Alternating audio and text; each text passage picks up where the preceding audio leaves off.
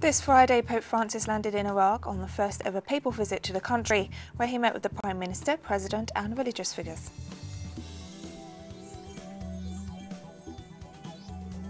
Venezuelan authorities and the National Bolivarian Armed Forces are paying tribute to Commander Hugo Chavez this Friday on the 8th anniversary of his death. This Friday, Kenya began rolling out its Covid-19 vaccination program after receiving over 1 million doses of the AstraZeneca Oxford vaccine through the COVAX initiative.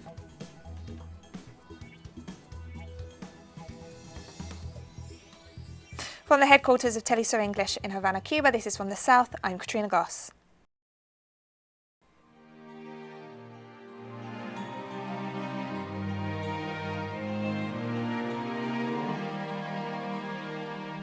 Pope Francis touched down at Baghdad International Airport this Friday for the first ever papal visit to the country. The trip carries the motto, "We are all brothers." The head of the Catholic Church will hold meetings with bishops, priests and other religious figures of both the Christian and Muslim faiths. One of the most significant meetings will be with Grand Ayatollah Ali al-Sistani. Described by the Pope himself as a long-awaited and much-desired trip, this will be his first international tour after 15 months without mass public activities due to the Covid-19 pandemic. Iraq receives the Pope still under US military intervention and occupation and suffering ongoing terrorist attacks sponsored mainly by Western countries.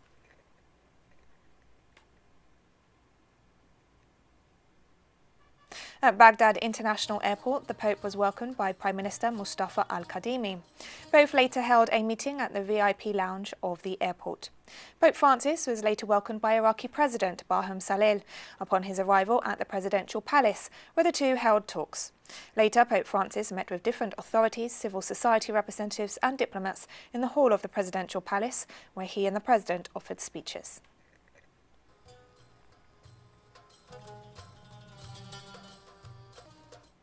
Iraqi President Barham Saleh said Friday the world is losing its diversity and pluralism in a speech during the welcoming ceremony for Pope Francis. Our world is undergoing an era of intersections and polarizations, where a vast part of it, and especially in the East, is losing the ability of diversity and pluralism. This path is fed by terrorism, provoking violence, hate speech and conducting atrocities under pretext that is not linked to any of the heavenly divine messages, and this imposes a threat to our future.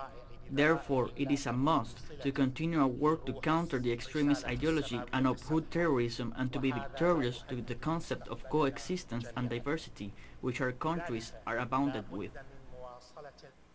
Pope Francis called for an end to extremism and violence in his opening address on Friday on the first ever papal visit to Iraq.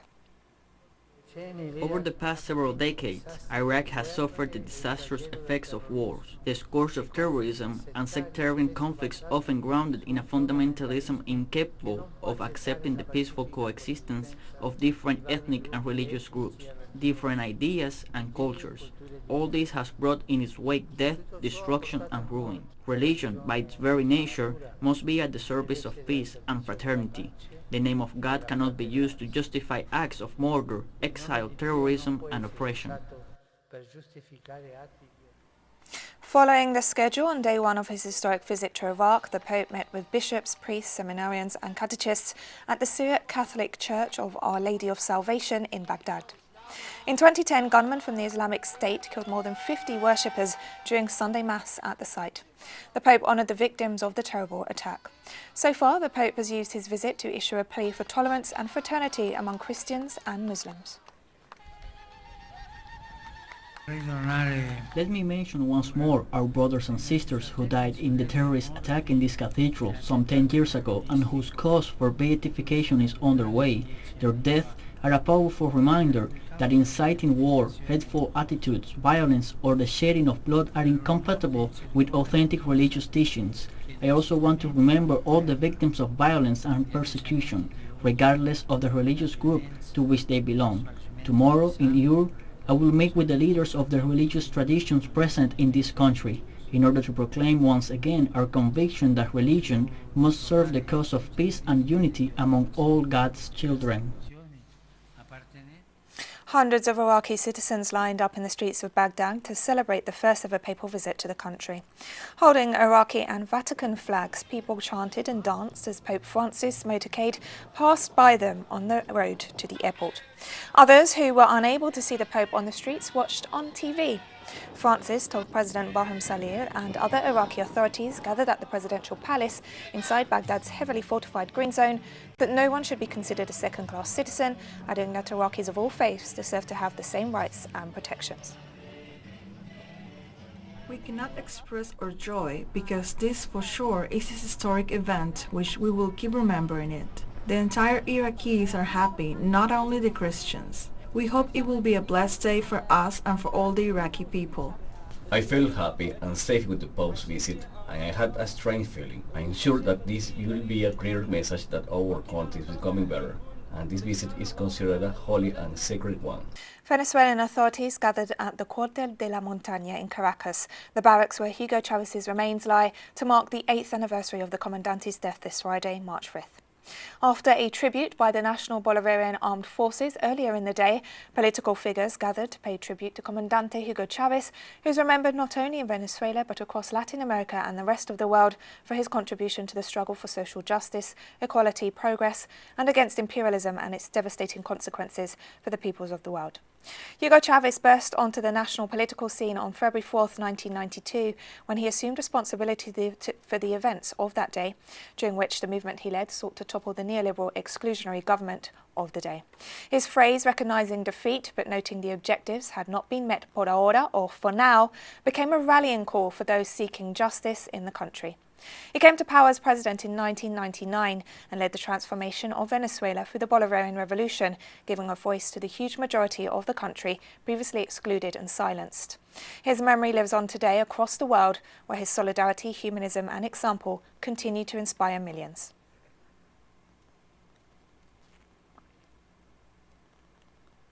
And several Latin American leaders offered words of remembrance on the anniversary of Hugo Chavez's death.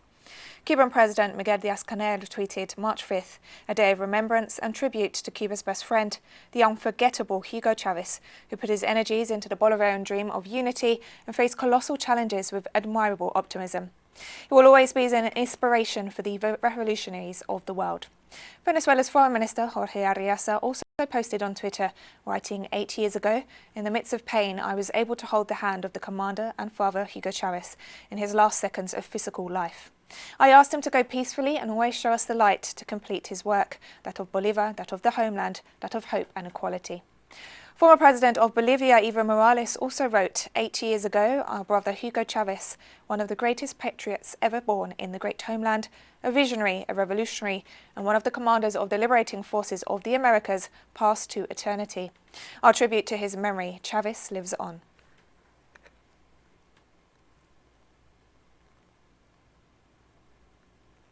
And in Bolivia, diplomatic authorities paid tribute to the leader of the Bolivarian Revolution, Hugo Chavez, on the 8th anniversary of his death. Through a religious ceremony held at the Venezuelan embassy in La Paz, Bolivian and Venezuelan diplomats honoured the memory of the eternal commander. Meanwhile, human rights defenders and representatives of social movements recalled Chavez's legacy, including his struggle for the integration of Latin America and the Caribbean and for the self-determination of the peoples of the world.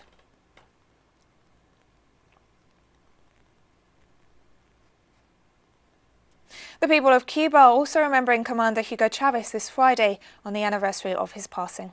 At the headquarters of the Cuban Institute of Friendship with the Peoples in Havana, an activity was held in tribute to the leader of the Bolivarian Revolution. During the event, the ambassador of Venezuela in Cuba and brother of Commander Chavez, Adam Chavez, pointed to the eternal legacy of the Venezuelan revolutionary for Latin American unity. He also recalled the brotherhood between the commanders Chavez and Fidel Castro, who united in the struggle for the integration and peace of the peoples of the world.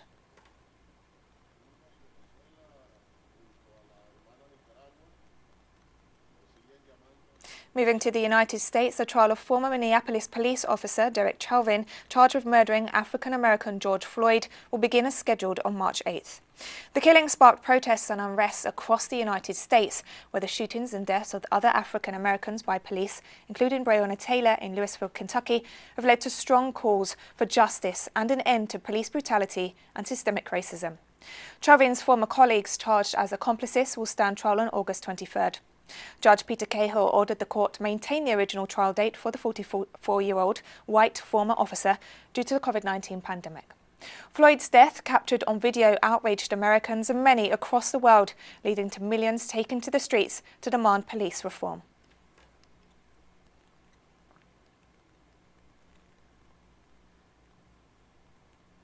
Dozens of demonstrators and security forces clashed in Senegal's capital, Dakar, on Friday, one day after the arrest of opposition leader Ousmane Sonko, who's being held in custody.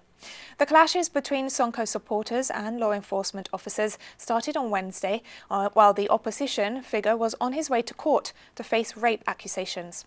Supporters of Sonko, a former presidential candidate who's seen as a key challenger to President Macky Sall, had called for fresh protests to coincide with the hearing. The United Nations Special Envoy for West Africa appealed for calm, urging authorities to take the necessary measures to ease tensions and guarantee the constitutional right to peaceful protest. So far, Sonko has denied the accusations. He also faces charges of disturbing public order.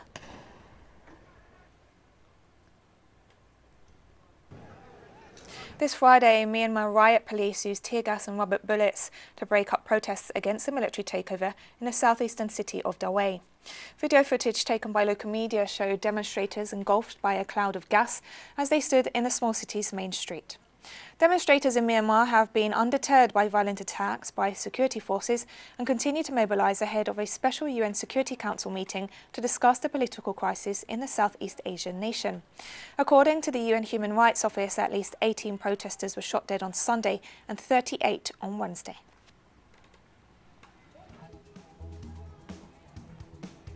And we have more stories coming up after this final short break, so stay with us.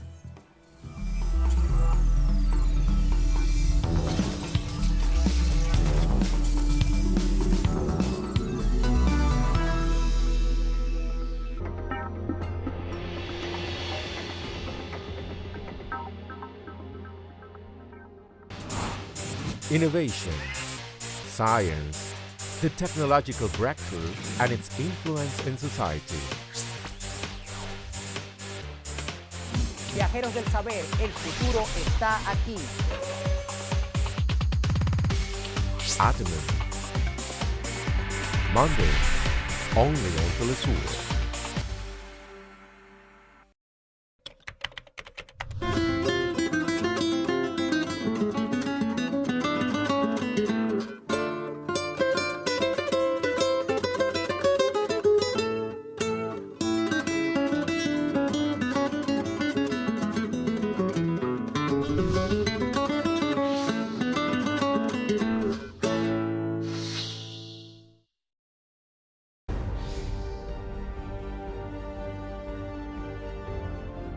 Acompañamos a los pueblos que resisten en cada una de sus luchas. Somos esa ventana que se abre para visibilizarlos entre fronteras.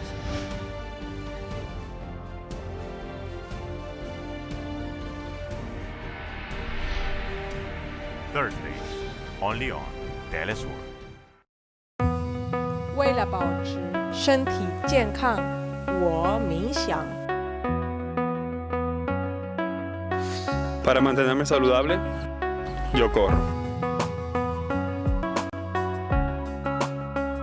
To keep myself healthy, I study. Για να διατηρηθώ υγιής, τρέφομαι σωστά. Para mantenerme saludable, yo bailo. Para mantenerme saludable, yo purifico mi espíritu a través del cuerpo. ¿Y tú? Guide your body. Tuesdays, only on teleSUR. Hola, ¿qué tal? Sean todos muy bienvenidos a Vidas.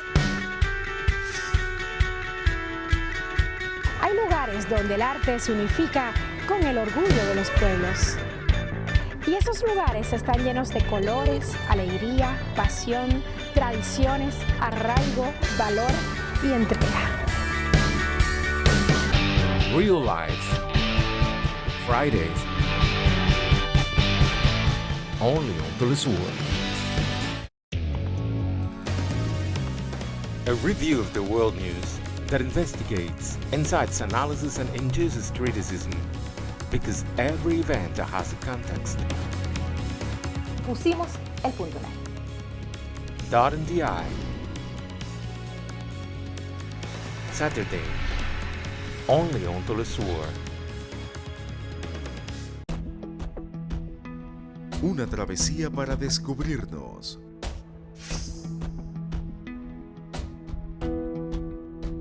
Buscamos conexiones perdidas. No nos queda otra que luchar, porque no tenemos nada que perder. Realmente es por todos.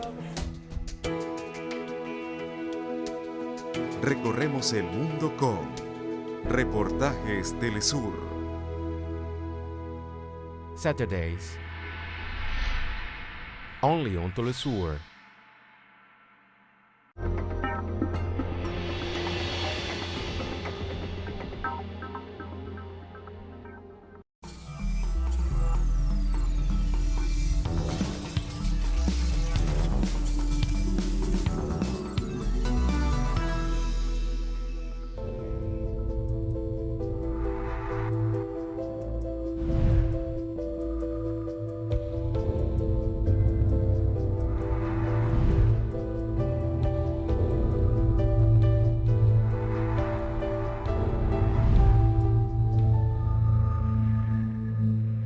Welcome back to From the South.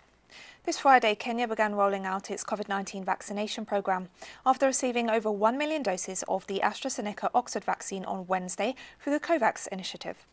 Kenya's health minister said the vaccines will be administered to some 400,000 medical workers and the rest will go to other frontline workers such as teachers and police officers. While the COVAX initiative was created to ensure that low and middle-income countries receive COVID-19 vaccines, it has faced delays and limited supply, forcing other African countries to seek more doses elsewhere, including via bilateral deals. The African Union is pursuing bulk deals for the continent, but has also faced delays.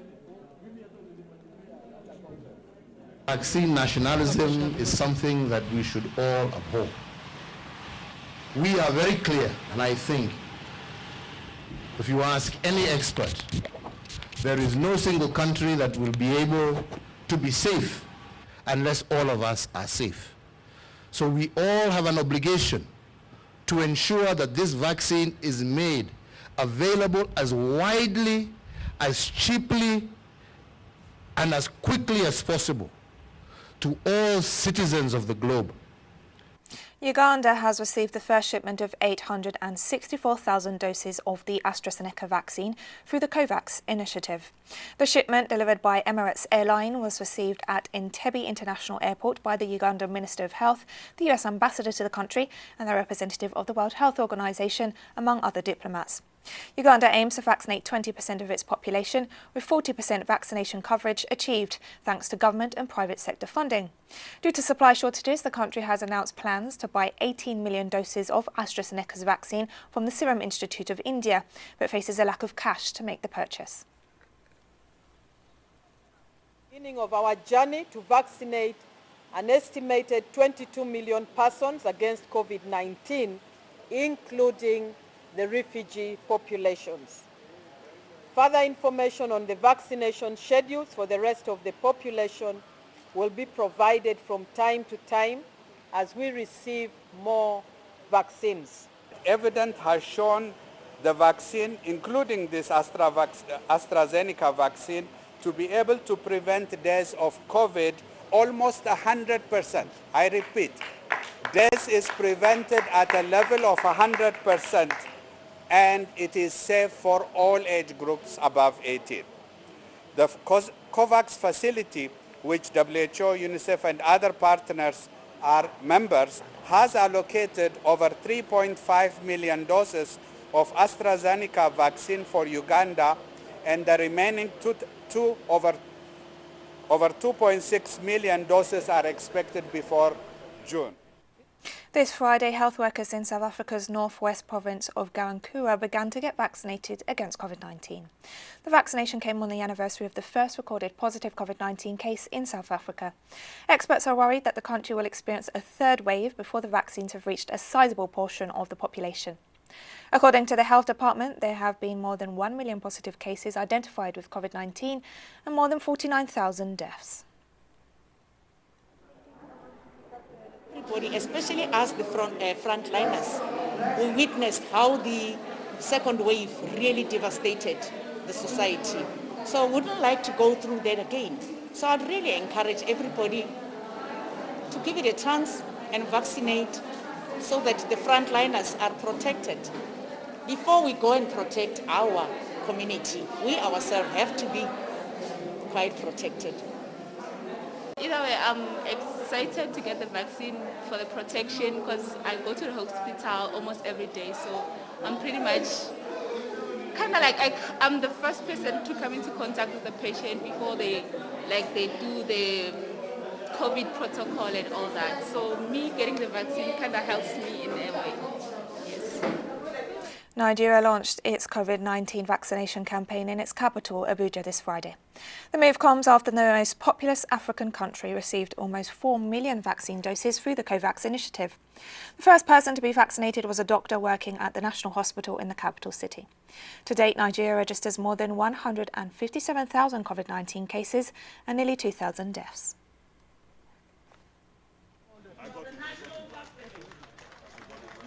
Japan's Prime Minister Yoshihide Suga announced on Friday that the government was extending a state of emergency in the Tokyo region for another 2 weeks due to the strain on medical services resulting from the number of COVID-19 patients.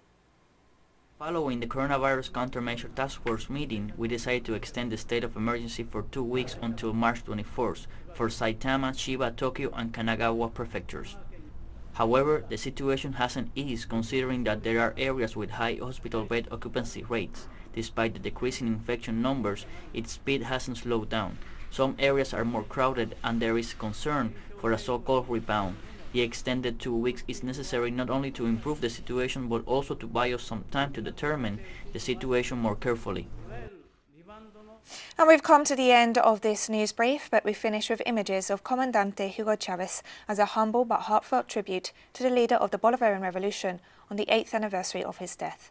Remember, you can find these and many other stories on our website at telesurenglish.net, and you can also join us on social media: Facebook, Twitter, Instagram and Telegram. For teleSUR English, I'm Katrina Goss, and thank you for watching.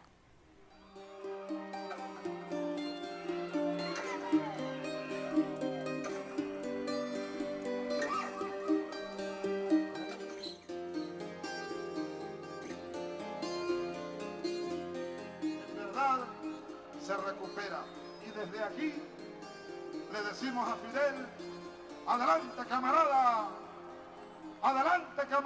para que sigamos empujando el sol, que empieza la madrugada, que están cantando los gallos de un nuevo amanecer. Como dijo Abraham Lincoln, ¿qué es la democracia? La democracia no es un sistema a través del cual una élite enriquecida explota a la mayoría empobrecida.